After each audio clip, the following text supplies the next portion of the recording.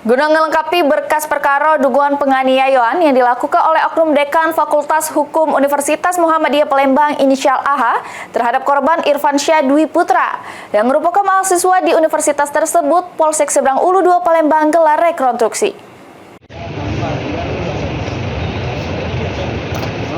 Guna melengkapi berkas perkara dugaan penganiayaan sama pengancaman yang dilakukan oleh oknum dekan Fakultas Hukum Universitas Muhammadiyah Palembang inisial AH terhadap korban Irfan Syah Dwi Putra yang merupakan mahasiswa di universitas tersebut.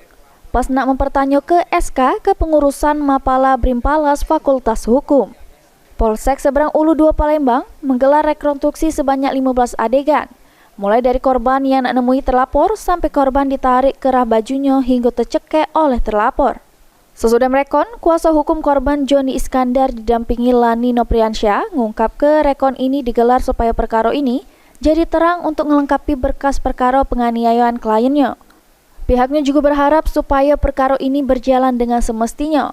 Sama pihak penyidik bisa bersifat profesional, objektif jerup nangani perkara ini. Rekonstruksi dalam perkara 335 sebagai pelapor Irfan Syah dan terlapor Pak Abdul Hamid Usman SHM Dekan Fakultas Hukum Universitas Palembang.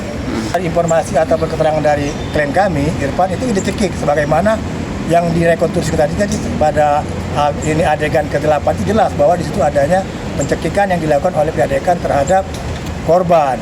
Salah satu harapan kami agar kiranya perkara ini bisa berjalan sebagaimana mestinya dan sesuai dengan pihak kami harapkan juga pihak penyidik agar dapat melakukan tindakan yang profesional, objektif dalam menangani perkara ini.